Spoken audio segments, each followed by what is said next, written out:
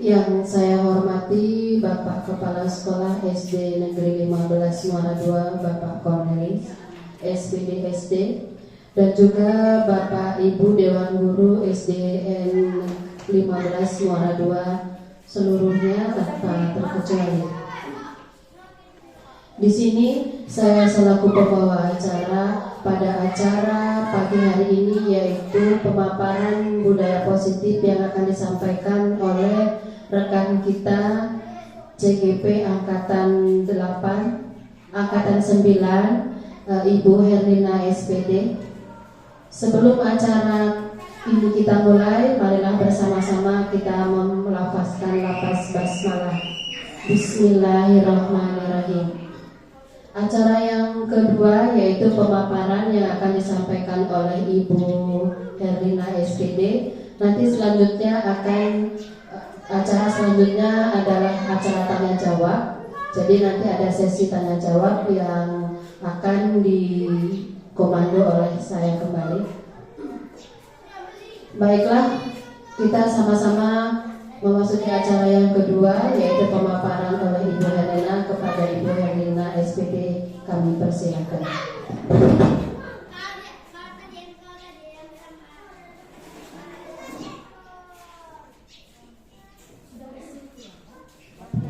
Bismillahirrahmanirrahim. Assalamualaikum warahmatullahi wabarakatuh.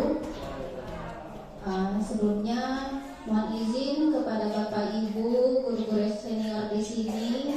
Saya dalam hal ini akan memaparkan tentang budaya positif yang nantinya mudah-mudahan dapat diaplikasikan di sekolah kita. Sebelumnya di sini saya mohon izin Bapak Ibu, bukan bermaksud menggurui atau lebih tahu, bukan. Cuma di sini saya menyampaikan apa yang saya pelajari selama melaksanakan pendidikan guru penggerak ini. Sedikit cerita, saya sudah menjalankan pendidikan guru penggerak ini selama 2 bulan dan sudah menyelesaikan 1 modul. Di 1 modul ini terdapat 4 sub pembahasan, 4 sub modul. Nah, yang tema budaya positif ini adalah modul di 1.4. Mengapa saya harus membagikan atau men-sharing tentang budaya positif ini? Karena yang pertama itu ini merupakan bentuk aksi nyata dari pendidikan guru penggerak ini yang harus disebarkan atau yang harus diimbaskan ke sekolah kami masing-masing. Langsung saja ya Bu ya. Hari ini kita akan membahas tentang budaya positif.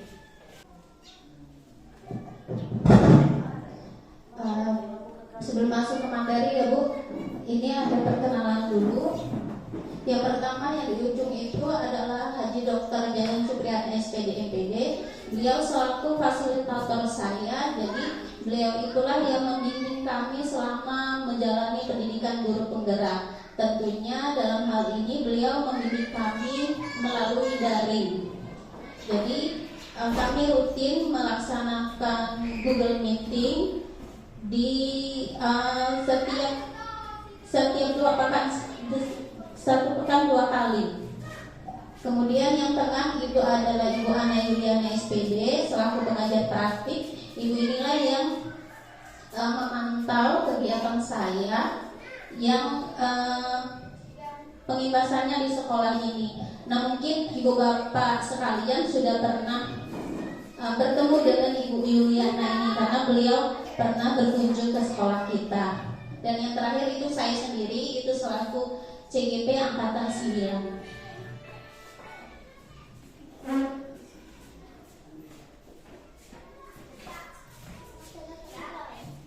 Konsep inti dari budaya positif. Jadi hari ini ada 8 pokok bahasan yang akan kita sama-sama kaji atau kita pelajari. Yang pertama itu tentang perubahan paradigma belajar. Yang kedua, disiplin positif. Yang ketiga, nilai-nilai kebijakan. Yang keempat, motivasi perilaku manusia. Yang kelima, keyakinan kelas. Yang keenam, kebutuhan dasar manusia. Yang ketujuh, posisi kontrol dulu. Dan yang kedelapan, itu segitiga restitusi.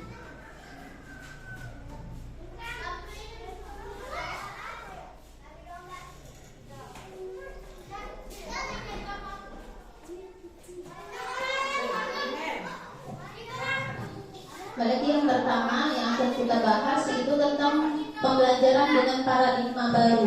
Jadi pembelajaran dengan paradigma baru ini adalah pembelajaran yang dirancang berdasarkan prinsip pembelajaran berdiferensiasi. Sehingga para peserta didik belajar sesuai kebutuhannya berdasarkan tahap perkembangan sesuai dengan teori kontrol psikologi modern yang menunjukkan profil pelajar Pancasila. Mungkin kita semua pernah mendengar ya Bu ya, pembelajaran berdiferensiasi. Sebenarnya apa sih berdiferensiasi?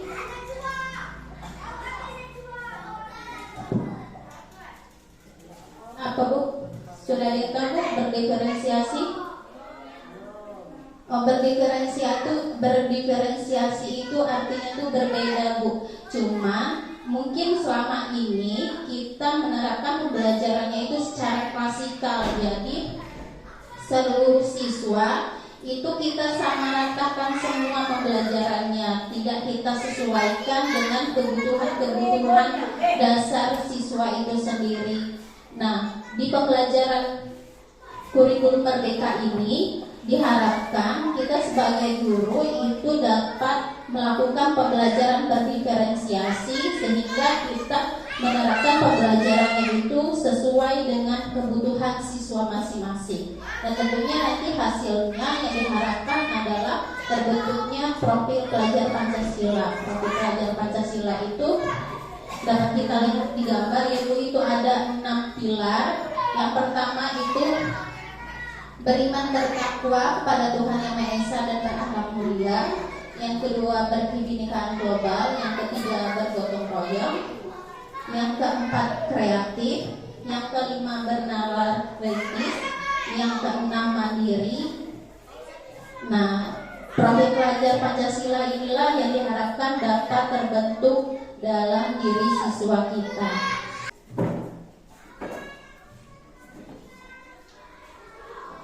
Nah, ini miskonsepsi tentang teori kontrol. Jadi kita menganggap bahwa kita itu sebagai guru dapat mengontrol murid kita. Misalnya kita menyuruh siswa untuk melakukan sesuatu padahal dia tidak ingin melakukannya. Nah, kita menyatakan kita bisa untuk mengontrol siswa tersebut, padahal nyatanya hal itu tidak bisa kita kontrol karena seseorang itu memiliki kapasitas atau kemampuan untuk mengontrol diri sendiri. Di sini ada 4 ilusi dalam miskonsepsi tentang teori kontrol. Yang pertama, ilusi guru mengontrol murid. Nah, ini misalnya kita meminta siswa kita untuk menjadi lebih baik, padahal dalam dirinya itu tidak ingin untuk melakukannya, sehingga walaupun dia berubah pada saat itu perubahan yang tidak konstan atau perubahan yang tidak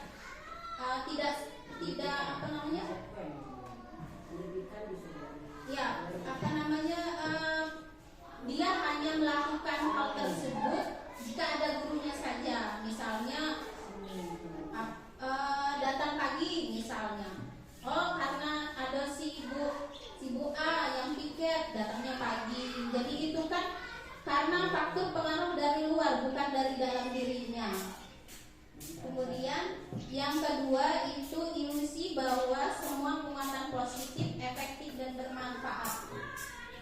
Penguatan positif di sini Ibu maksudnya itu bujukan.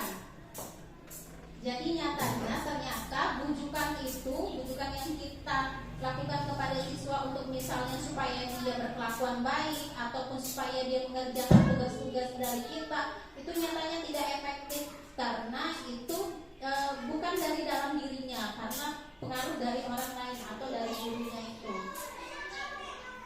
Selanjutnya yang ketiga itu ilusi bahwa kritik dan membuat merasa bersalah mampu menguatkan karakter. Nah, ini juga merupakan konsep yang salah. Kritik yang kita berikan kepada siswa itu ternyata bukan membuat siswa itu berubah, tapi malah mungkin siswa itu berubah hanya pada saat itu saja. Jadi perubahannya tidak selamanya karena bukan berasal dari dirinya. Yang keempat itu ilusi bahwa orang dewasa berhak memaksa. Nah, jadi kita sebagai guru tentunya itu lebih dewasa daripada siswa dan kita merasa kita punya hak untuk memaksa mereka untuk berubah. Misalnya kita nyuruh anak siswa berubah, nak, kalau ini nak jadi apa bagaimana, kita memaksa mereka untuk berubah, tapi nyatanya dari dalam dirinya itu sendiri tidak ada motivasi atau kesadaran untuk berubah.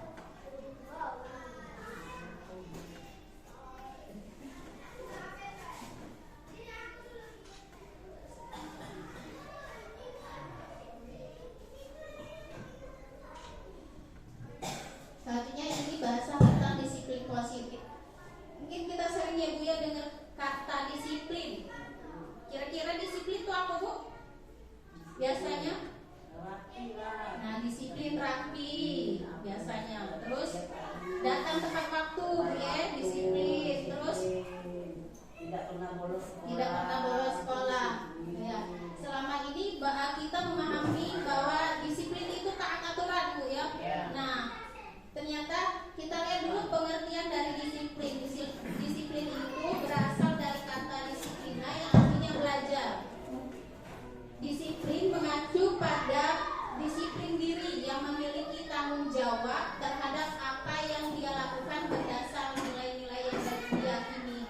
Jadi disiplin itu merupakan cara penerapan yang tujuannya untuk menumbuhkan kesadaran dalam dirinya peserta didik tanpa adanya pengaruh dari luar, seperti mengharapkan imbalan atau mengharapkan penghargaan, hadiah dari orang tua, dari guru, ataupun siswa itu melakukan disiplin karena adanya ancaman ataupun hukuman.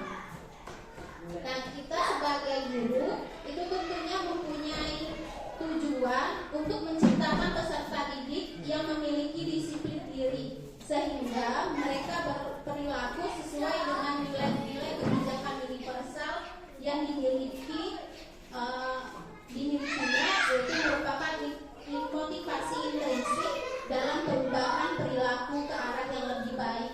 Jadi disiplin ini diharapkannya itu merupakan kesadaran atau tanggung jawab yang dimiliki oleh siswa berdasarkan motivasi intrinsik, jadi motivasi dari dalam dirinya, ya, dari dalam dirinya.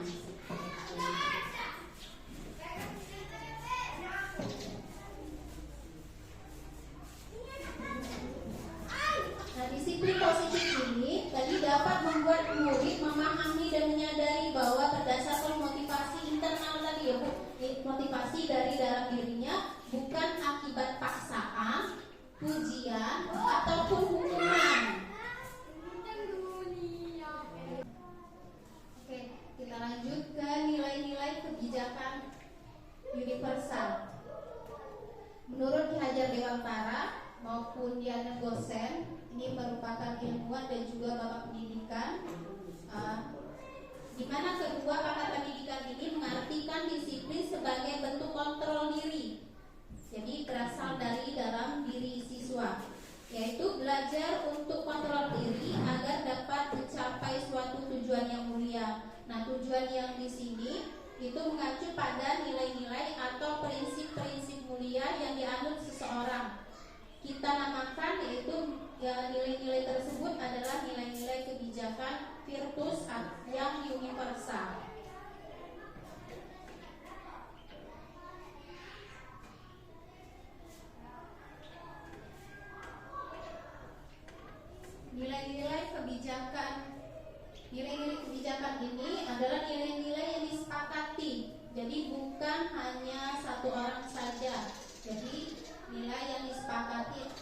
bersama, terlepas itu dari perbedaan suku bangsa, agama, bahasa maupun latar belakang pelakunya. Contoh nilai kebijakan itu adalah nilai-nilai peduli, rajin, integritas, rasa hormat, keterus-terangan, keberanian, kebahagiaan, tanggung jawab, dan sampai itu adalah contoh nilai keteguhan hati dan juga pengertian. Ini contoh nilai-nilai kebijakan.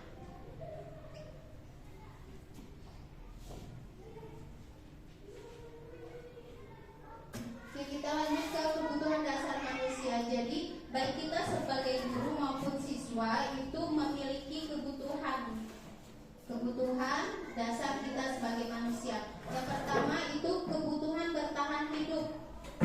Kebutuhan yang bertahan hidup itu meliputi makan, pakaian, tempat tinggal, keamanan, dan juga kesehatan. Contohnya itu Bu, misalnya kebutuhan bertahan hidup.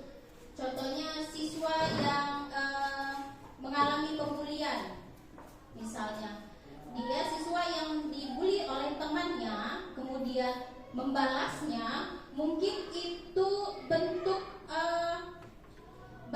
dia untuk menunjukkan kebutuhan dasar dia sebagai manusia, yaitu kebutuhan dasarnya bertahan hidup. Jadi dia melawan dengan apa yang dilakukan temannya.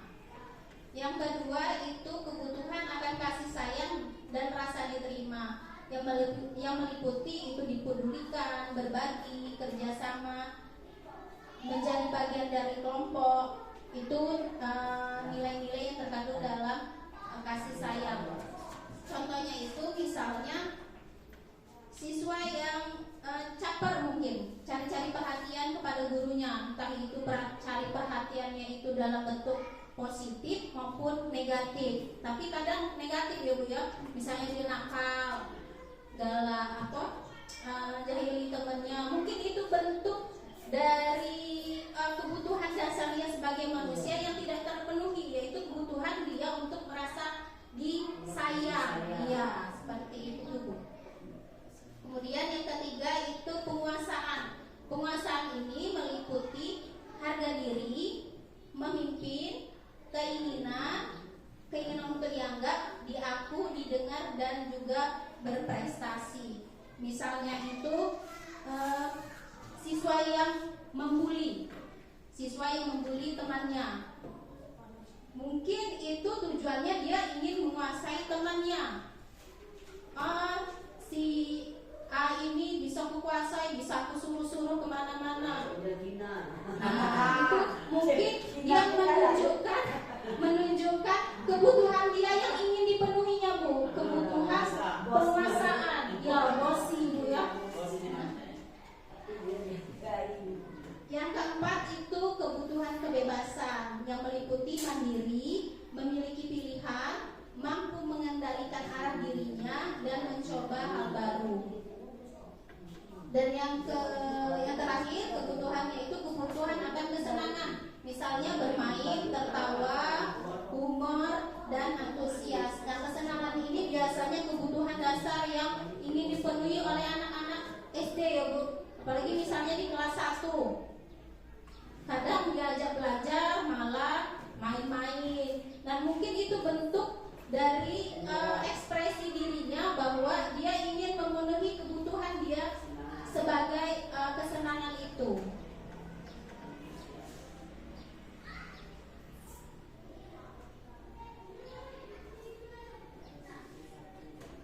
Nah, ini yang kita bahas tadi ya Bu.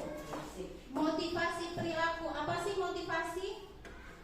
Motivasi apa Bu? Dorongan yang berasal dari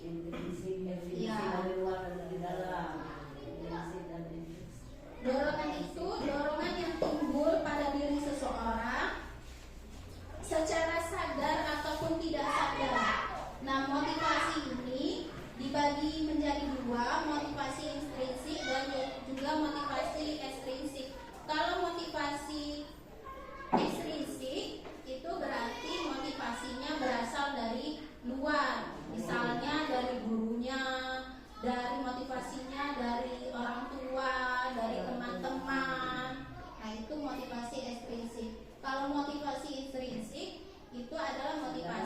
yang dari dalam dirinya. Ya, biasanya Bu, contohnya itu motivasi ekstrinsik itu misalnya siswa menghindari ketidaknyamanan atau hukuman. Misalnya diberikan tugas PR oleh gurunya, supaya aku tidak dihukum, aku mengumpulkan tugas. Nah, berarti anak tersebut mengerjakan tugasnya bukan karena kesadaran akan tanggung jawabnya sebagai siswa, tapi karena untuk menghindari hukuman saja. Ataupun misalnya motivasinya hanya untuk dapat hadiah dari guru, dapat penghargaan dari orang lain. Itu pun termasuk motivasinya motivasi ekstrinsik. Sedangkan kalau yang baik itu adalah motivasi intrinsik yang berasal dari dalam dirinya. Jadi dia itu memiliki kesadaran akan harga diri yang dimilikinya. Menurut ibu-ibu yang lebih baik yang mana Bu? Motivasi ekstrinsik atau intrinsik? Motivasi ekstrinsik. Kalau ekstrinsik itu mereka ingin menghargai diri sendiri dengan nilai karena pengakuan dia intrinsik. Kalau itu kan sebelah itu dia nilainya mendapatkan ini karena hukum ini. Kalau itu yang motivasi dia dari dalam dia ingin tahu. Ya, tepat sekali Bu.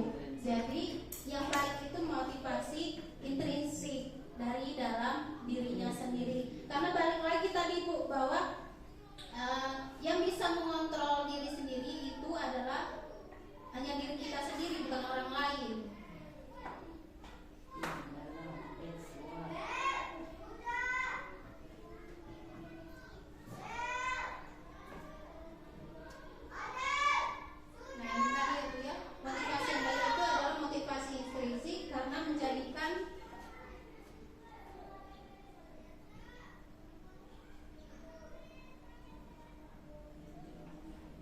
Menjadikan orang yang mereka menjadi orang yang mereka inginkan dan menghargai diri sendiri dengan nilai-nilai yang mereka percayai. Nah, motivasi intrinsik ini merupakan hindari hukuman dan pemberian penghargaan berlebihan agar meminimalisir motivasi eksternal dari dalam diri murid. Jadi kita tidak boleh memberikan hukuman dan juga memberikan penghargaan yang berlebihan, supaya motivasi yang timbul itu adalah motivasi intrinsik, bukan motivasi ekstrinsik.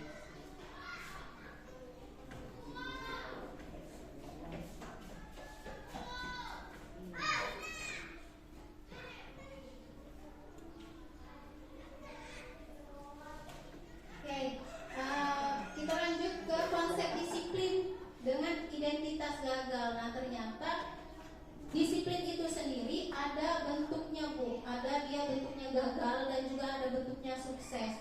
Nah, hukuman dan penghargaan itu termasuk membentuk siswa menjadi identitas yang gagal. Hukuman yang biasanya kita ngasih hukuman Ibu sama siswa, misalnya siswa tersebut tidak mengenakan atribut yang lengkap ketika upacara, kita memberikan hukuman biasanya apa Bu? Suruh bikin bersihkan WC, atau suruh bikin barisan baru Bu ya, barisan yang berbeda dengan teman-temannya. Nah, itu kan hukuman yang kita berikan kepada siswa. Ternyata hukuman itu bentuknya itu tidak terencana. Jadi tiba-tiba ketika siswa itu melanggar peraturan, langsung kita kasih hukuman tanpa adanya diskusi dulu atau pemberitahuan dulu dari ke siswanya. Yang kedua itu kalau hukuman itu bentuknya murid tidak tahu apa yang terjadi atau tidak dilibatkan. Itu tadi Bu. Jadi hukuman yang diberikan itu siswa tidak dilibatkan. Hanya guru sendiri yang menentukan bentuk hukuman yang harus siswa jalani. Yang keempat itu bersifat satu arah, yaitu tadi karena keputusan untuk memberikan hukuman itu hanya dari guru. Yang kelima yaitu berupa hukuman fisik atau psikis dan juga verbal. Dan kadang hukuman yang kita berikan kadang verbal itu dalam bentuk kata-kata, entah itu dalam kata-katanya kita menyindir ataupun dalam bentuk kita menghardik, mencaci maki siswa. Nah itu juga ternyata bentuk hukuman yang tentunya siswa kita itu sendiri punya perasaan, Bu, ya. Dan selanjutnya itu identitas gagal, ternyata yang baru saya dapatkan di modul ini, ternyata penghargaan itu juga termasuk bentuk identitas yang gagal. Jadi kita tidak boleh memberikan penghargaan yang berlebihan. Ternyata dia tidak efektif karena bentuknya itu tidak permanen, bukan dalam bentuk jangka panjang. Siswa jadinya hanya mengharapkan penghargaan itu sendiri atau reward yang diberikan oleh guru ataupun dari orang tuanya. Nah, penghargaan ini ternyata juga merusak hubungan. Maksudnya merusak hubungan misalnya dalam pemberian ranking. Ya, kalau yang ranking 1, Bu, dia senang kan kalau misalnya yang rankingnya ranking terakhir, itu kan dia menjadi iri sama kawannya. Aku lebih tidak baik dari kawan aku. Nah, itu menimbulkan rasa iri di dalam dirinya. Yang ketiga, penghargaan itu menurunkan kualitas. Dan yang keempat, itu mematikan kreativitas. Maksudnya siswa mengerjakan tugas hanya semata-mata mengharapkan penghargaan, atau misalnya mengharapkan pujian dari guru, dari orang tua. Yang keempat, yang selanjutnya yang kelima, itu penghargaan itu ternyata bentuk lain dari hukuman. Dan yang keenam itu merampas hak menghargai dirinya. Misalnya siswa yang awalnya bisa membaca satu suku kata, kemudian ia bisa membaca satu kalimat. Orang tuanya memberikan reward atau penghargaan kepada anaknya, misalnya dikasih es krim atau diberikan mainan. Ternyata itu bentuk merampas hak menghargai dirinya. Jadi siswa itu merasa bahwa, atau anak itu merasa, oh, kemampuan aku cuma sebatas dikasih mainan, kemampuan aku hanya sebatas dikasih es krim. Nah, jadi ternyata penghargaan itu tidak efektif atau tidak cukup baik, Bu. Ini juga yang sedikit mengejutkan saya, karena selama ini saya juga sering ngasih penghargaan. Misalnya kalau di kelas itu ngasih bintang, Bu, bintang prestasi. Kalau dulu di sekolah yang lama, bintang prestasi itu nanti siswa mendapatkan bonus-bonus free 1 bulan ida piket. Jadi itu ternyata salah, Bu. Ternyata itu adalah motivasi yang saya munculkan, bukan dari dalam dirinya. Jadi tidak apa-apa walaupun kita pernah melakukan kesalahan, yang penting kita sama-sama bisa terus belajar dan memperbaiki diri.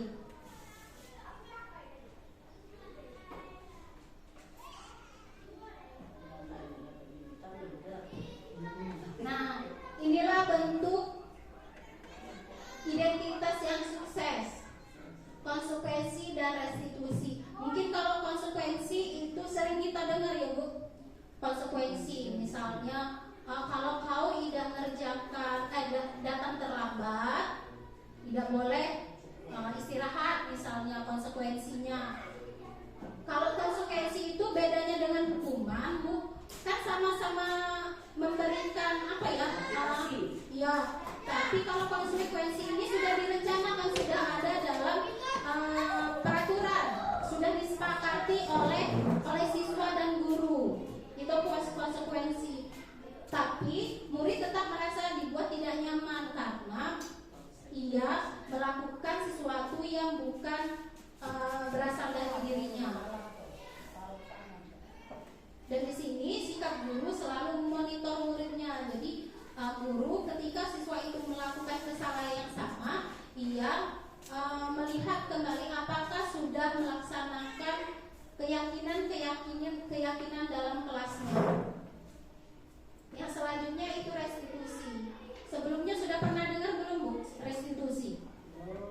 Kalau aku belum pernah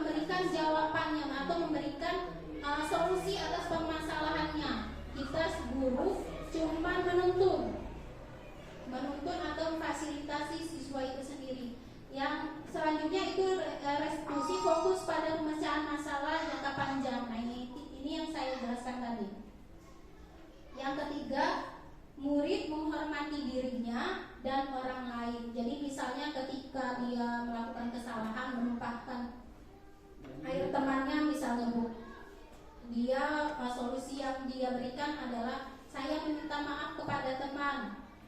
Artinya ketika dia meminta maaf kepada temannya, pertama dia menghormati dirinya sendiri karena telah atau dia menyadari oh saya ini melakukan kesalahan, sebagai bentuk menghargai diri saya minta maaf, dan juga itu bentuk menghargai temannya juga. Dan selanjutnya itu teori kontrol, dirinya memegang kontrol. Ya ini tadi yang di awal Ibu bahwa murid itu yang memegang kendali itu hanya dirinya sendiri, bukan dari orang lain. Yang keenam itu murid bersemangat memperbaiki kesalahannya, karena ia memperbaiki kesalahannya itu hanya dia sendiri yang mencari solusinya. Kita guru cuma membimbing atau menuntunnya.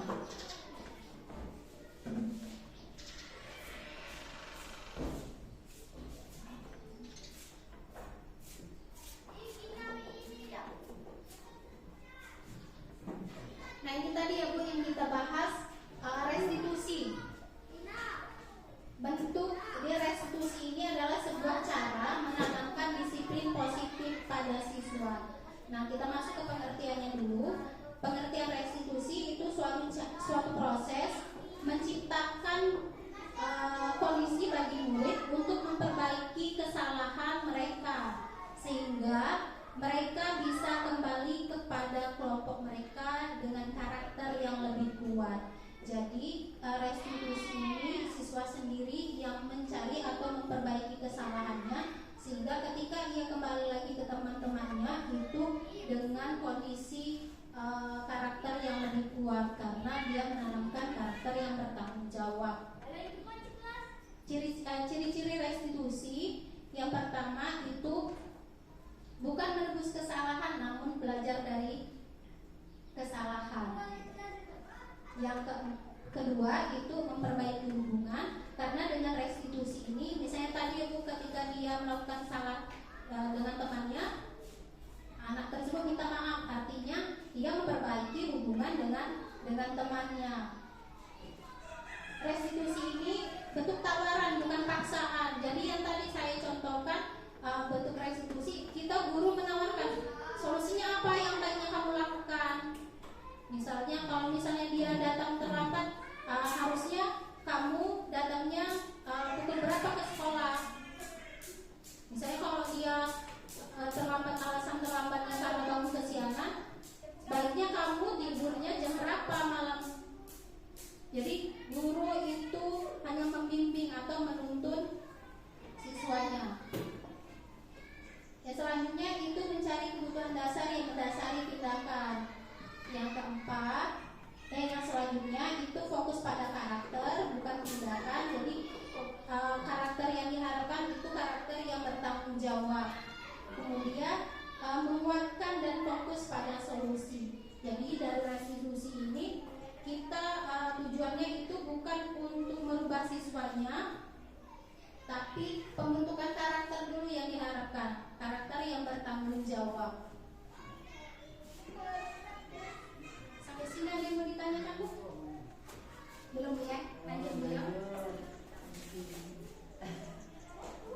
Apa yang terkirim itu dari advokat? Iya. Makasih ya Bu ya.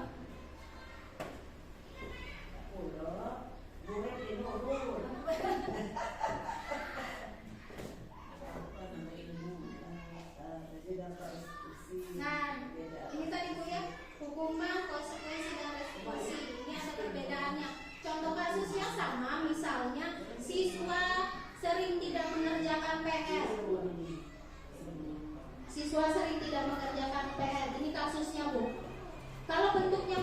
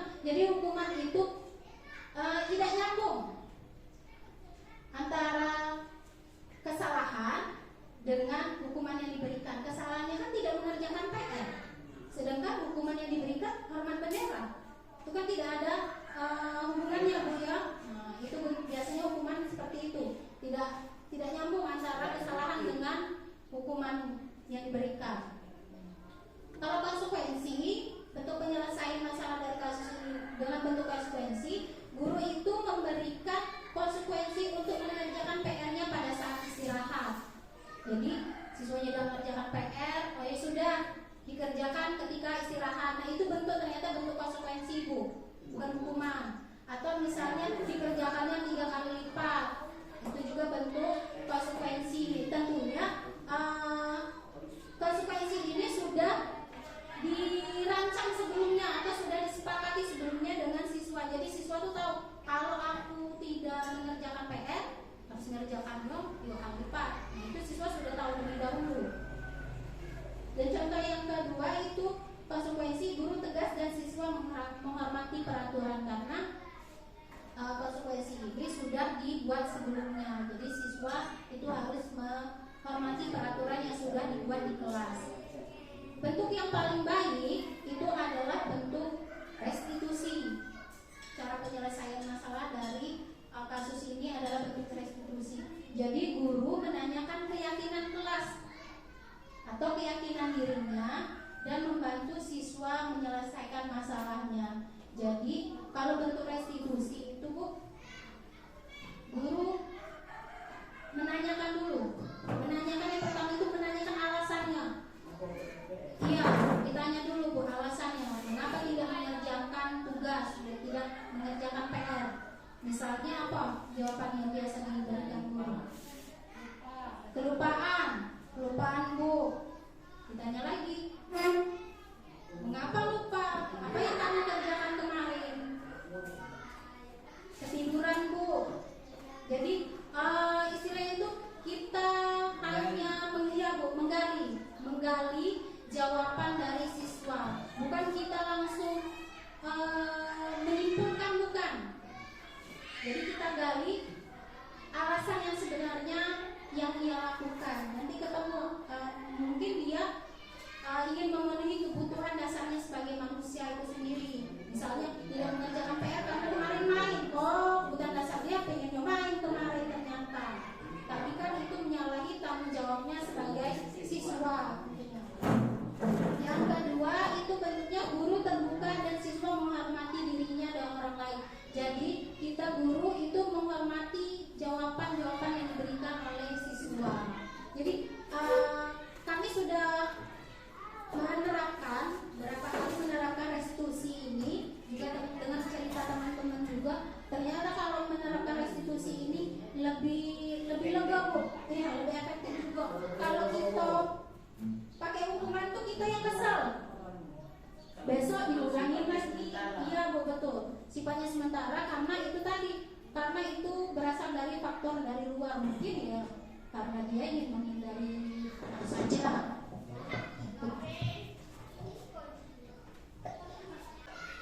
Nah, sedikit breaking.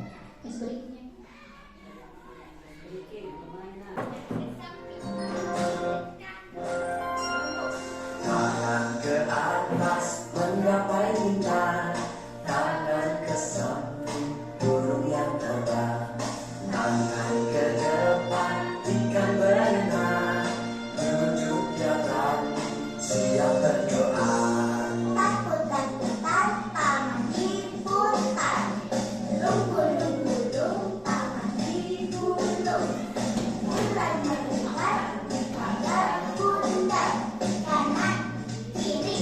Atas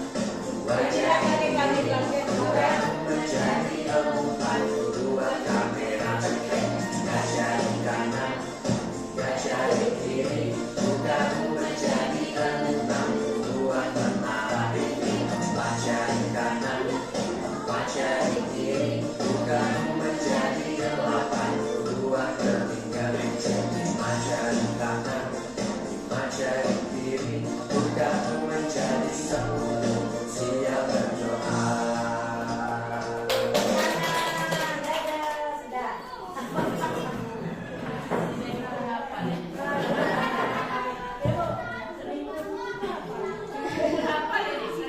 Jadi bisa dipakai Bu untuk di kelasnya ketika sebelum memulai pelajaran. Sudah hafal. Apa ini apa breaking indikator. Anu itu anu ya.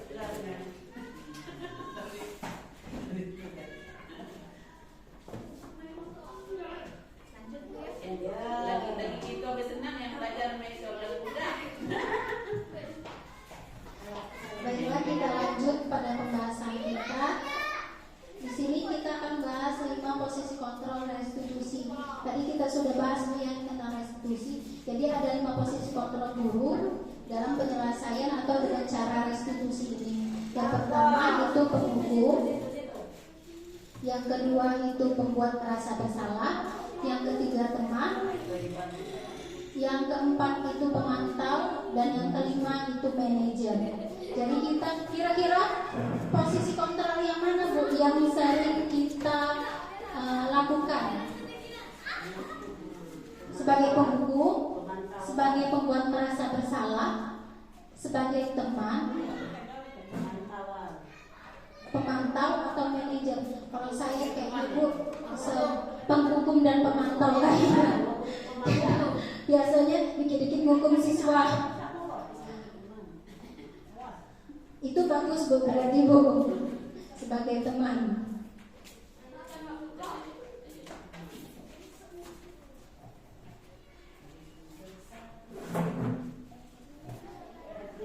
Nah, kalau posisinya sebagai penghukum, jadi seorang penghukum itu bisa menggunakan hukuman itu baik hukuman fisik maupun hukuman verbal.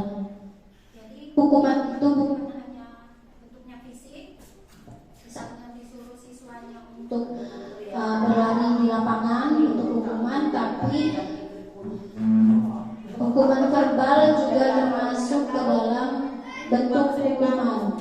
Nah, orang-orang yang menjalankan posisi penghukum senantiasa mengatakan bahwa sekolah memerlukan sistem atau alat yang dapat lebih menekankan murid-murid lebih dalam lagi. Jadi menekankan murid-muridnya untuk memenuhi atau dapat tidak melanggar peraturan-peraturan.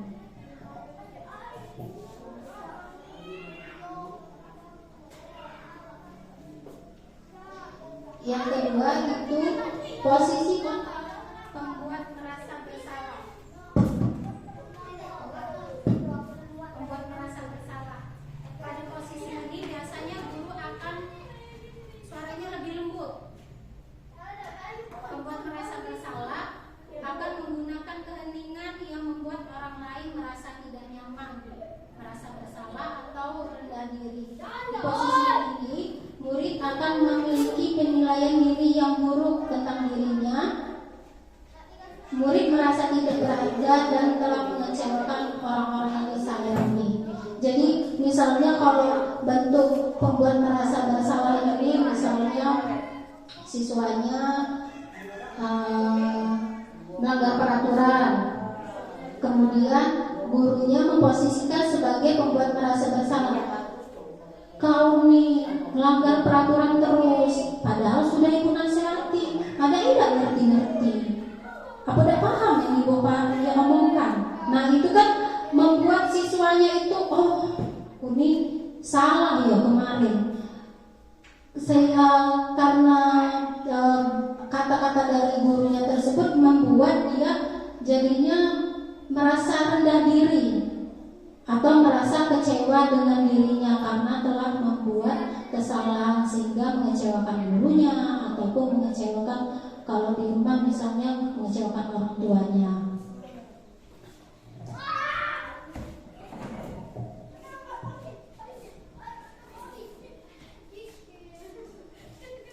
Nah ini tadi Bu ya, Ibu memposisikan diri sebagai teman. Kalau ini guru pada posisi ini tidak akan menyakiti muridnya, namun akan tetap berharap mengontrol murid melalui persuasi. Posisi teman pada guru bisa negatif maupun positif. Positifnya di sini berupa hubungan yang baik yang terjalin antara guru dan murid. Namun posisi negatif itu adalah bila suatu saat guru tersebut tidak membantu mereka atau tidak membantu murid, maka murid tersebut akan kecewa. Murid akan merasa dikecewakan dan tidak mau lagi berusaha. Hal lain yang mungkin timbul adalah murid hanya akan bertindak pada guru tertentu dan tidak kepada guru lain. Murid akan tergantung kepada guru. Jadi kalau posisi teman ini di sini dikatakan bisa berdampak positif maupun negatif. Positifnya ya hubungan dengan siswa itu jadinya dekat. Cuman negatifnya siswanya itu hanya misalnya gurunya tidak membantunya, maka muridnya akan kecewa. Nah itu kalau posisinya sebagai teman. Ya sekali mengerja.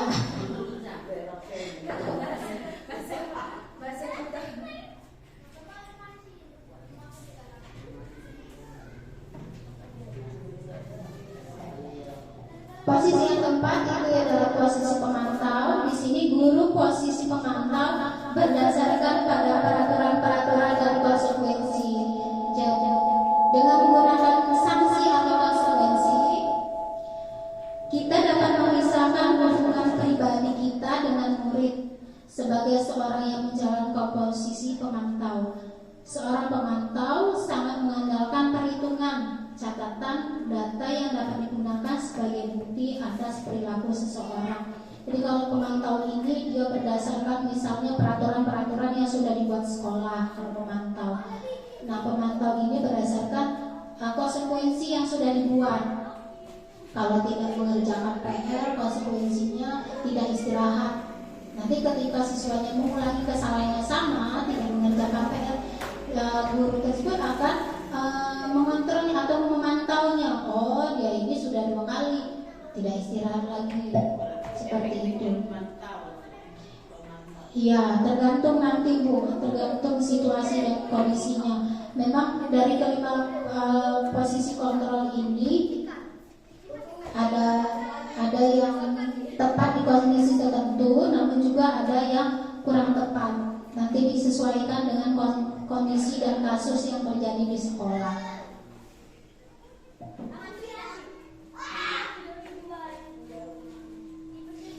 Nah, yang paling tepat sebenarnya itu posisi kontrol guru sebagai manajer.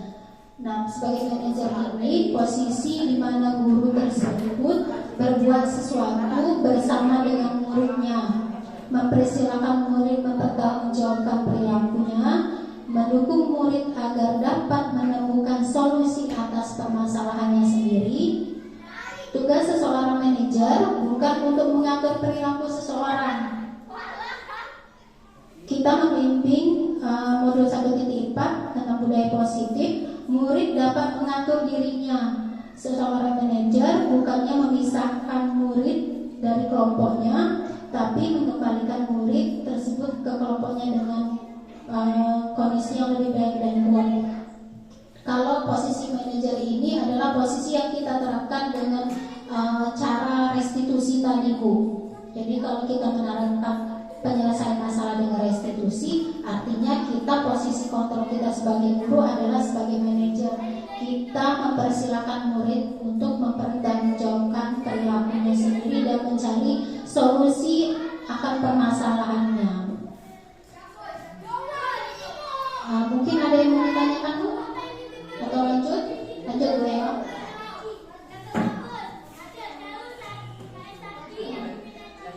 Nah ini contohnya Bu.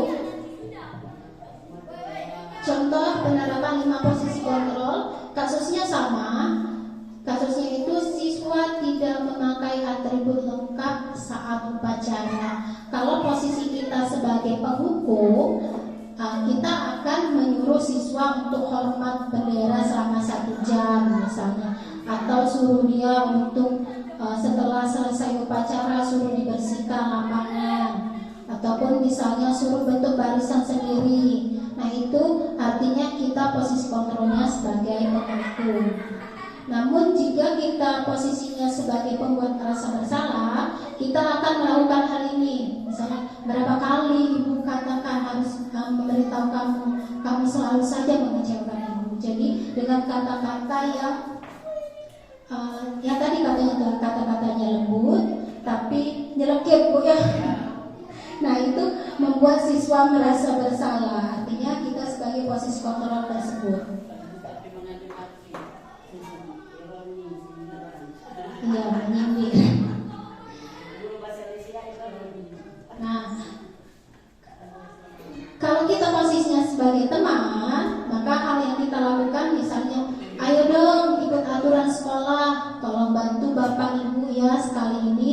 Ya sudah, tidak apa-apa. Lain kali jangan sampai berbuat seperti itu lagi ya. Nah, jika kita melakukan hal tersebut berarti kita memposisikan kita sebagai temannya. Ya sudah, nggak apa-apa salah, tapi lain kali jangan lagi. Tapi mungkin itu hanya berlaku kepada guru A saja, tapi kalau guru B mungkin dia tidak akan mematuhinya bu.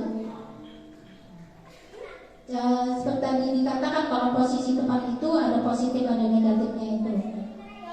Kalau sebagai pemantau, maka yang akan dilakukan, kamu sudah melanggar peraturan sekolah, kamu tahu konsekuensinya.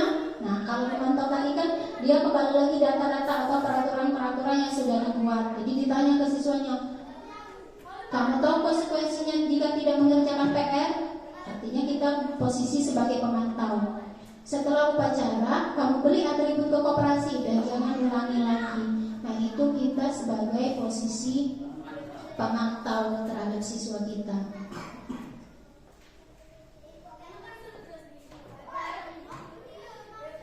Posisi terakhir itu posisi manajer. Jadi yang pertama yang dilakukan adalah ditanya kesalahan apa, ditanya kesalahannya, kira-kira bagaimana kamu akan memperbaikinya. Nah kasus ini adalah dia tidak melengkapi atribut, jadi ditanya, kamu tahu kesalahan kamu? Nanti siswanya jawab, ya bu, tidak memakai atribut lengkap. Kira-kira bagaimana kamu memperbaiki kesalahanmu? Nanti minggu depan saya akan memakai atribut lengkap bu. Pulang sekolah nanti saya akan membeli dasi, topi bersama orang tua saya. Nah itu artinya kita memposisikan diri kita sebagai manajer, siswa yang memberikan solusinya sendiri. Nah yang terbaik itu sebagai posisi manajer.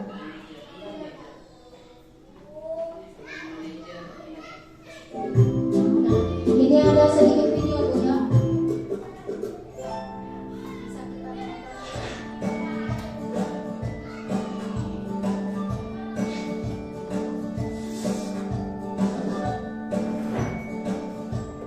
Halo, Bapak Ibu Guru calon guru penggerak. Video ini akan menampilkan 5 adegan interaksi guru dan murid. Silakan menonton dan merefleksikannya.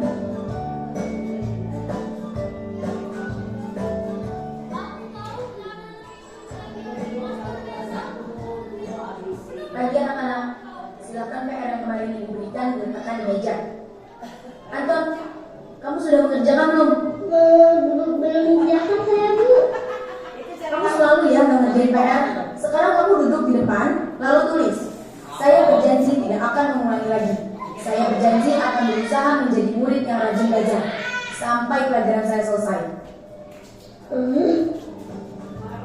Kira-kira ini tadi posisi apa bu gurunya bu? Sebagai penghukum ibu ya. Sebagai penghukum ini. Jadi disuruh siswanya untuk mengerjakan tugas. Pagi anak-anak, hari ini ada tugas ya. Ada yang belum mengerjakan? Anton, kamu sudah mengerjakan? Belum, Pak. Kamu nggak ngerjain tugas ya? Kamu mau jadi apa nanti? Kamu lihat sekolah nggak sih? Coba bayangkan orang tuamu betapa kecewanya sama kamu. Kamu itu sudah kelas 5. Harusnya bertanggung jawab sama dirimu sendiri. Ini apa? Sebagai pembuat merasa bersalah. Tadi dikatakannya bayangkan orang tuamu. Jadi membuat siswanya merasa bersalah. Maaf, saya terlambat. Ya udah, nanti jangan diulangi lagi ya. Kalau kamu rajin, ibu senang lihatnya. Ya, lain kali tepat waktu ya masuknya. Tas dulu dong. Kita kan teman. Wah, jadi kalau aku terlambat lagi, apa ya? Ini posisi sebagai guru, sebagai teman. Jadi terakhir siswa Anton ini berkata, lain kali kalau saya melakukan kesalahan tidak apa-apa.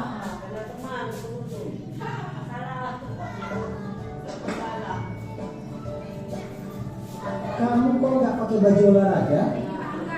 Bapak catat kamu sudah 3 kali loh nggak ikut olahraga bulan ini. Iya, Pak. Sudah 3 kali berarti saya dapat sanksi, Pak.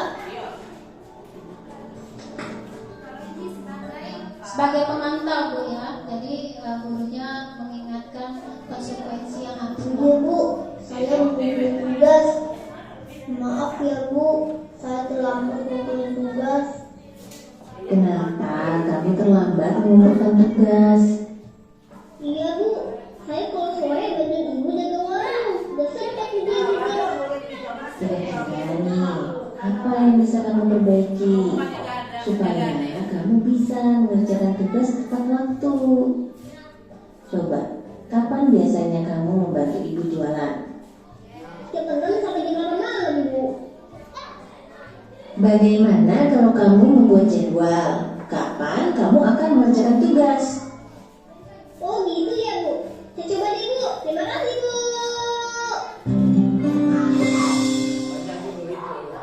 kalau yang terakhir tadi gurunya sebagai manajer. Nah ini sebagai bentuk refleksi kita Ibu ya, guru seperti apakah kita? Ini ada contoh-contohnya. Anggap saja kuis lah.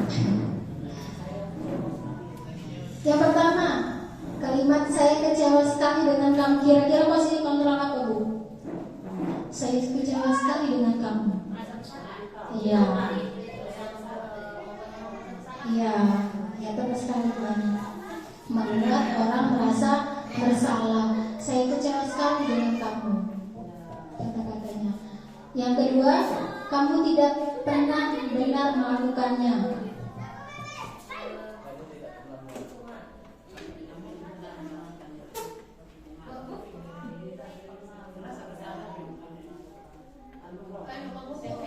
Iya, bentuknya ini hukuman, penghukum sebagai penghukum. Mungkin hukumannya dalam bentuk verbal dengan kata-kata. Kamu tidak pernah, ya, tidak pernah benar. Itu kan bentuk hukuman secara kata-kata.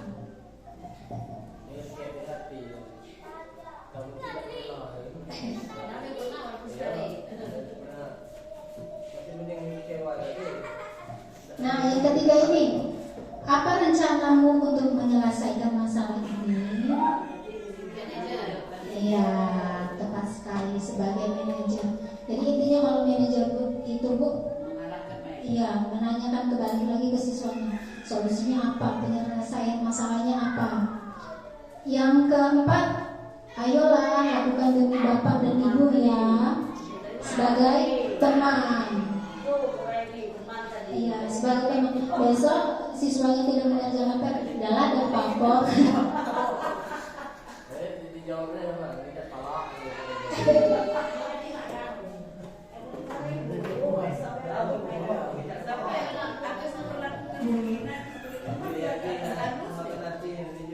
Yang mendapat nilai jika tidak mengerjakan tugas. Sebagai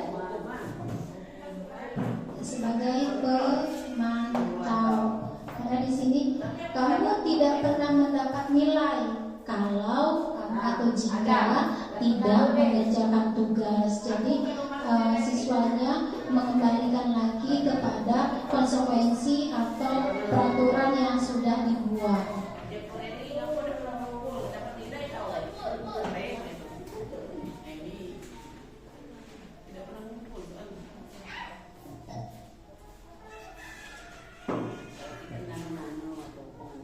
Ya, jadi dari kelima posisi kontrol itu Bu tergantung situasi dan kondisinya. Setiap kasus tentunya berbeda posisi kontrol yang harus kita jalani. Selanjutnya ini wawasan tentang keyakinan kelas. Jadi mengapa keyakinan kelas bukan peraturan kelas? Jadi selama ini mungkin kita banyak mendengarnya itu peraturan ya Bu ya, bukan keyakinan. Kira-kira apa Bu? Mengapa peraturan bukan keyakinan? Keyakinan itu kesepakatan bersama kali ya. Kalau peraturan itu guru yang menentukan, anak murid paksa maksudnya. Iya, kalau peraturan itu biasanya itu ya dari luar. Kalau keyakinan biasanya itu motivasinya bisa dari motivasi intrinsik. Keyakinan itu dibuat berdasarkan kesepakatan biasanya. Kalau peraturan kan biasanya hanya satu pihak saja yang membuatnya. Nah, di sini ada dua pertanyaan pemantik. Mengapa kita memiliki peraturan tentang penggunaan helm pada saat mengendarai sepeda motor? Kira-kira apa Bu?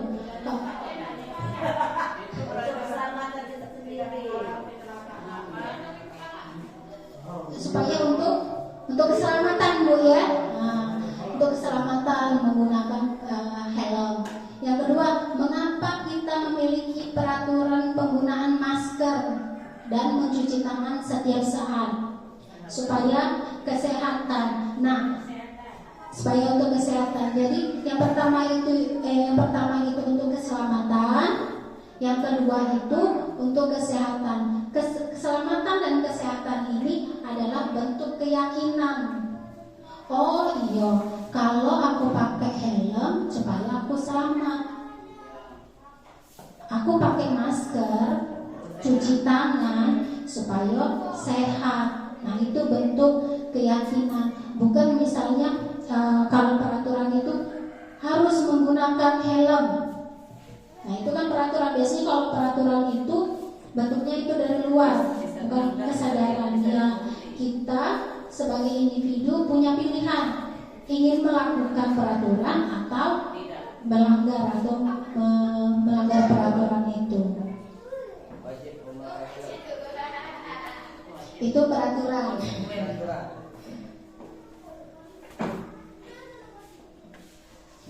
Nah, di kedua ini kira-kira yang sebelah kanan atau sebelah kiri yang tepat, yang bentuk keyakinan?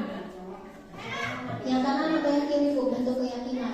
Kalau yang kanan itu yang pertama, datang tepat waktu mengucap salam. Itu peraturan atau keyakinan Bu?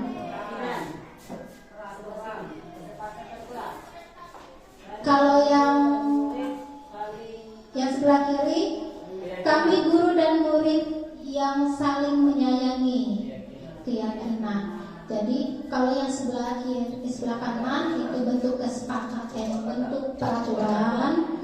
Kalau yang sebelah kiri itu bentuk keyakinan. Jadi ya, kalau keyakinan itu Bu, dia kata-katanya itu lebih universal.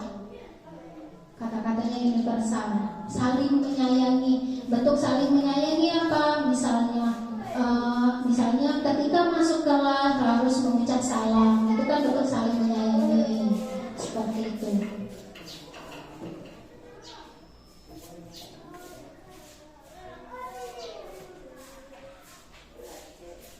Ini contoh keyakinan kelas, disiplin waktu. Yang dituliskan itu disiplin waktu. Kalau peraturan itu kan kata-katanya atau kalimatnya dilarang datang terlambat atau datang tepat waktu. Tapi kalau keyakinan itu ditulisnya disiplin waktu. Kemudian belajar dengan antusias, semangat dan percaya diri. Yang ketiga itu saling menjaga kebersihan dan keindahan. Itu bentuk keyakinan kelas. Kalau bentuk peraturan kelasnya membuang sampah pada tempatnya, itu bentuk peraturan. Tapi yang tepat kalau untuk keyakinan saling menjaga kebersihan dan keindahan, termasuklah itu menjaga kebersihan dan keindahan itu adalah misalnya kalau untuk siswa itu piket, harus piket sesuai jadwal. Yang keempat saling menghormati. Yang kelima saling membantu dan bekerja sama. Dan yang keenam yaitu selalu menerapkan 5S: senyum, salam sapa, sopan santun. Ini contohnya saja Bu, mungkin nanti bisa dikembangkan di kelas Ibu Bapak masing-masing bentuk keyakinan yang akan dilakukan di kelasnya. Ini tahapan-tahapan dalam pembentukan keyakinan kelas. Keyakinan kelas itu bersifat abstrak, berupa pernyataan-pernyataan universal. Jadi pernyataannya itu bukan pernyataan yang spesifik, bukan. Kemudian dibuat dalam bentuk pernyataan positif, bukan pernyataan negatif. Yang tadi disiplin waktu, saling menghargai. Tidak terlalu banyak sehingga mudah diingat dan dipahami oleh semua kelas. Jadi peraturan itu dibuat simpel saja supaya semua warga sekolah atau warga kelas itu dapat mengingatnya atau memahaminya. Selanjutnya itu sesuatu yang dapat diterapkan di lingkungan sesuai dengan kondisinya. Jadi disesuaikan dengan kebutuhan kelas masing-masing. Keyakinan kelas apa yang akan disepakati atau apa yang akan dibentuk. Kemudian yang terakhir, semua warga kelas hendaknya ikut berkontribusi dalam pembentukan keyakinan kelas. Ini diharapkan supaya seluruh warga kelas dapat mematuhi keyakinan kelas yang sudah dibuat.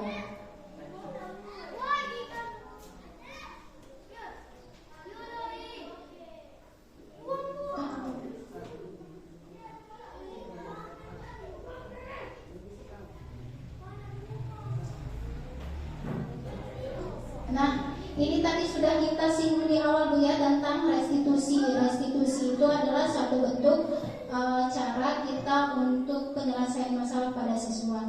Jadi di sini ada bentuk segitiga restitusi.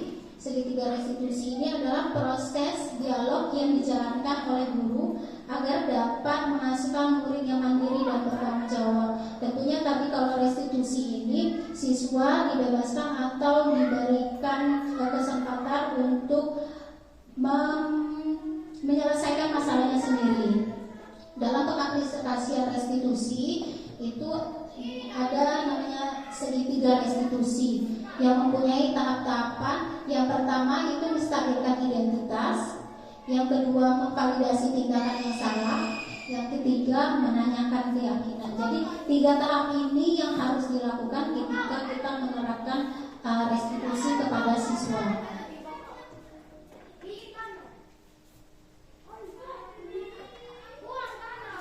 Nah, maksud dari menstabilkan identitas ini itu berdasarkan prinsip membuat kesalahan adalah bagian dari proses pembelajaran. Biasanya kalimat yang digunakan oleh seorang guru itu misalnya membuat kesalahan itu wajar, atau ibu juga pernah melakukan kesalahan, atau juga itu tidak ada manusia yang sempurna. Itu adalah bentuk kalimat untuk menstabilkan identitas siswa. Kalau kesalahan itu adalah proses dari pembelajaran.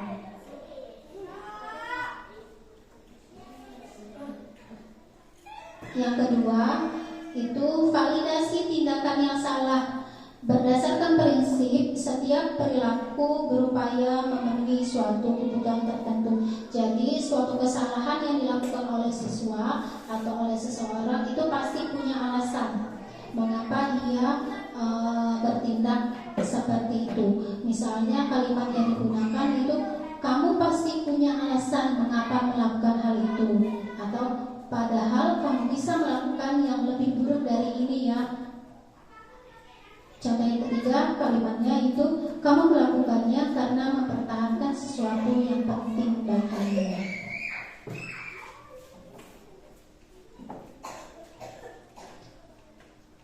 Tahapan yang terakhir dalam restitusi yaitu menanyakan keyakinan. Berdasarkan prinsip teori kontrol bahwa pada dasarnya kita termotivasi secara intrinsik atau dari dalam diri. Jadi kita tanya kepada siswa tentang keyakinan kelas. Misalnya, apa keyakinan kelas kita? Apa keyakinan kelas yang sudah kamu langgar? Atau juga nilai-nilai apa yang telah disepakati bersama? Misalnya nilai menghargai, saling menghargai, Bu. Apakah kamu telah menghargai teman kamu? Nanti dijawab oleh temannya, oh tidak, Bu. Seperti itu.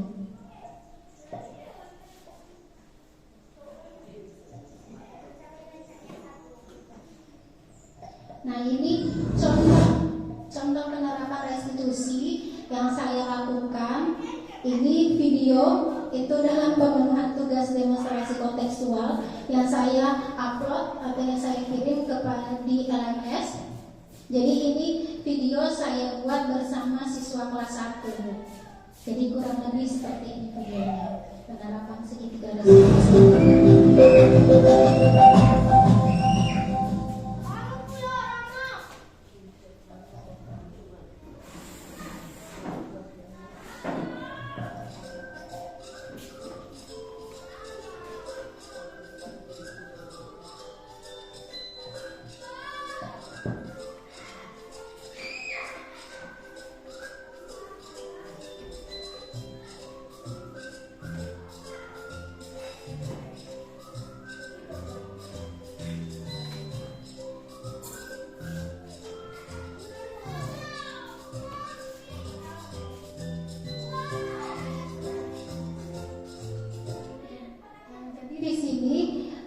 Kasus yang saya buat itu ceritanya Aska tidak mengerjakan tugas yang diberikan oleh Bu Guru.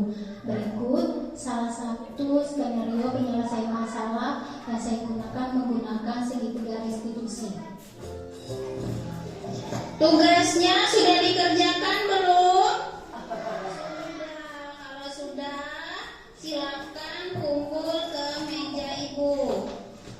Kasus pertama, Aska tidak mengumpulkan tugas yang diberikan oleh Ibu Guru.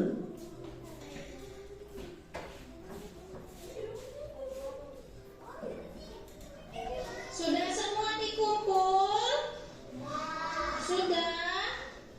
Coba siapa yang belum kumpul? Asal kumpul tugas? Aska tahu tidak mengapa dipanggil? Tahu? Oh, tahu kenapa? Karena tidak mengerjakan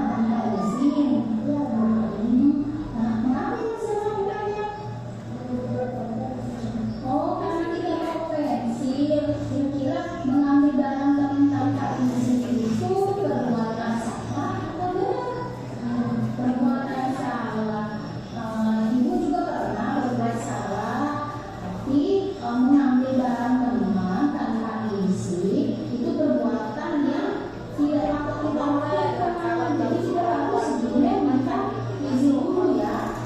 Ibu tidak marah dan tidak menyalahkan Yelse. Ibu juga di sini hanya membantu Yelse untuk mencarikan solusi supaya tidak melakukan lagi dan memperbaiki kesalahannya.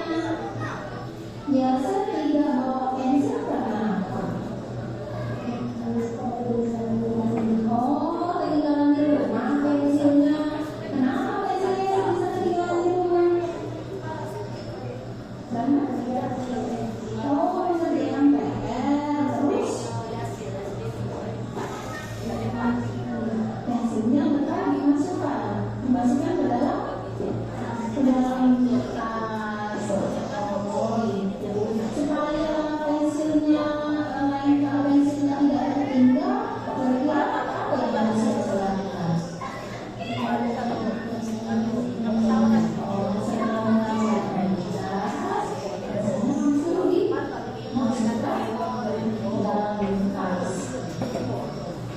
Biasa masih tidak diajarkan kita apa?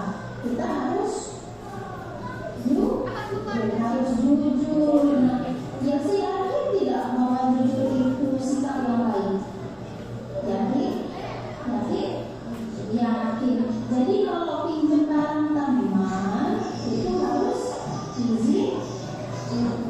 Iya, izin sama teman terlebih dahulu ya. Iya. Kira-kira kapan dia akan memperbaiki kesalahannya? Mulai sekarang bagus. Nah, jadi di sini ibu hanya ingin Yelse jadi anak yang pintar, anak yang lebih baik lagi, terus juga jadi anak yang jujur dan anak yang bertanggung jawab. Bisa dilakukan? Bisa. Oke, Yelse pasti bisa. Saya dulu.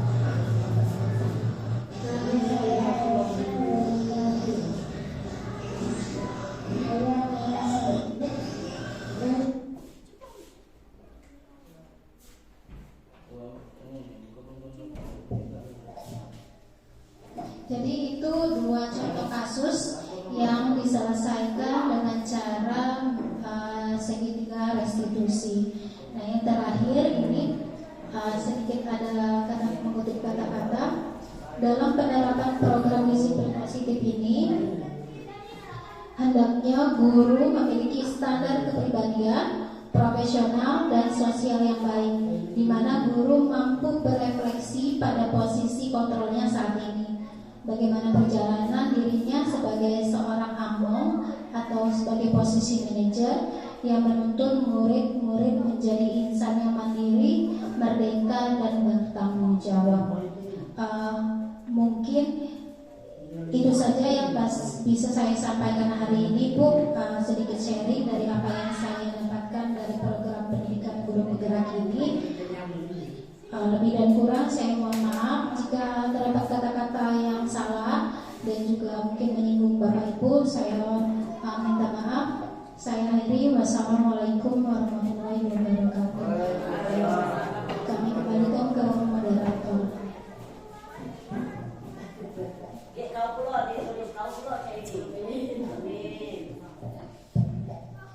Terima kasih kami sampaikan kepada Ibu Erlina SPD yang telah memaparkan banyak sekali ya Bu, apa yang setidaknya sebenarnya hal ini terbayang sama kita, tapi begitu dikasih tahu oh iya ya ternyata banyak sekali hal-hal yang baru menurut kita yang harus kita perbaiki. Karena menurut saya pribadi mengajar sama mendidik itu berbeda. Mengajar itu 1 tambah 1 2 sudah selesai. Tapi yang mendidik itu sangat kompleks sekali. Ya, terima kasih. Memasuki acara yang ketiga yaitu tanya jawab. Mungkin dari Bapak Ibu ada yang ingin bertanya, kami persilahkan. Pak Angga, ada?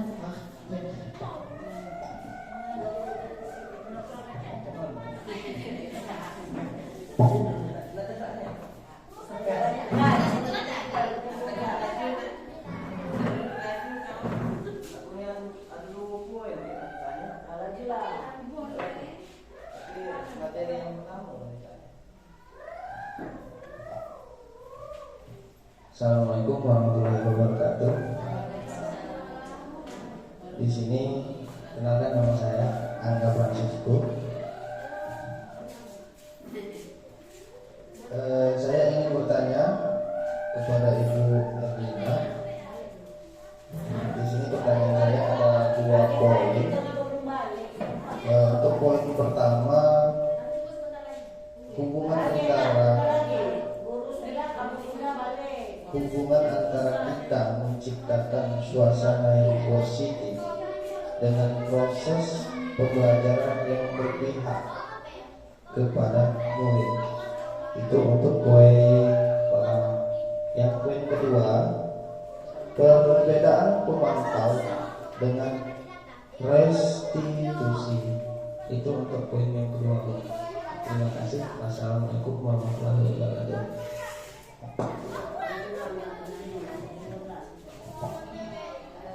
Kami berikan Ibu Herlina.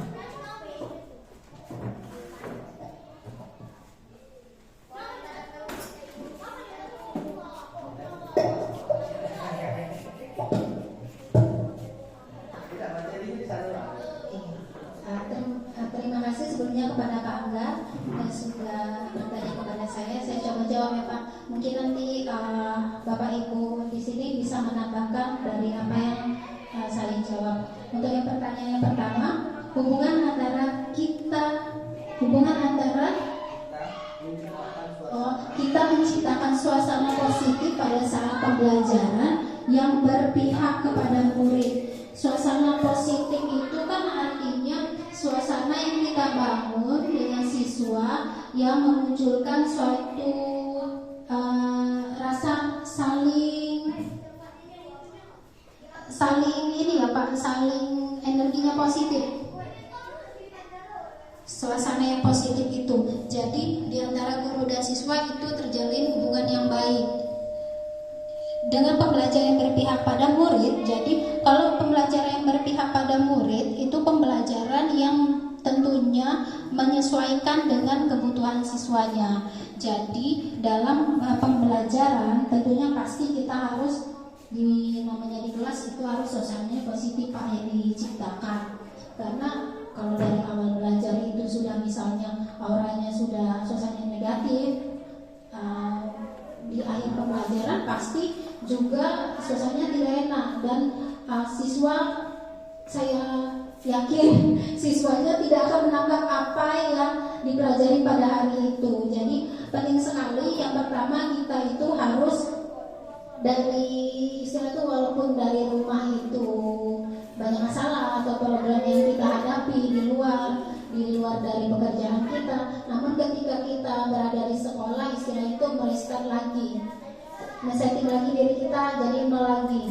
Jadi kita harus istilah itu, apalagi kalau saya di kelas 1 itu mau dan mau di rumah ada yang lagi kesel-kesel juga di dalam kelas itu masih harus bisa nyanyi, masih bisa harus membangkitkan semangat siswa supaya pada saat pembelajaran itu tercipta suasana positif dan nantinya memunculkan pembelajaran yang berpihak pada murid sesuai dengan kebutuhannya. Mungkin itu Pak jawaban saya dari pertanyaan pertama. Kalau untuk pertanyaan kedua, perbedaan antara posisi pemantau dan restitusi. Kalau pemantau itu kan posisi kontrol guru yang dia kalau pemantau itu berdasarkan peraturan yang sudah dibuat. Jadi kalau siswa melanggar kesalahan, misalnya datang terlambat, sudah ada tuh peraturan yang harus misalnya kalau datang terlambat harus istirahat, tidak boleh istirahat. Itu sudah ada aturannya. Jadi siswa sebagai pemantau dia nanti meninjau lagi keesokan harinya apakah dia sudah berubah atau belum, atau masih mengulangi kesalahan yang sama.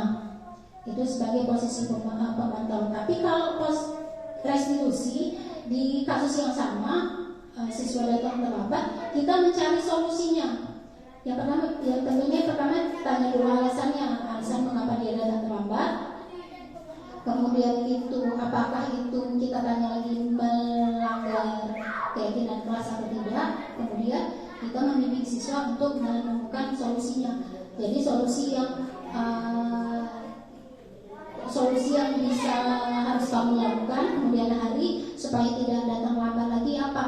Jadi bedanya di situ Pak. Kalau restitusi itu penyelesaian masalah seperti itu. Mungkin ada bapak ibu yang ingin menambahkan? Alhamdulillah.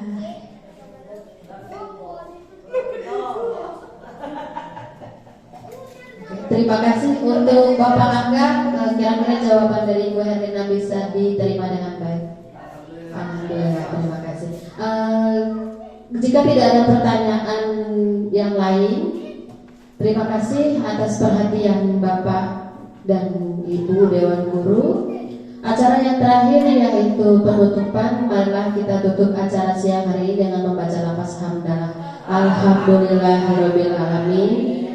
Di sini saya selaku pembawa acara. Apabila ada kesalahan kata maupun sikap yang kurang berkenan, saya mohon maaf, dan kepada Allah saya mohon ampun. Wabillahi taufiq wal hidayah. Wassalamualaikum warahmatullahi wabarakatuh.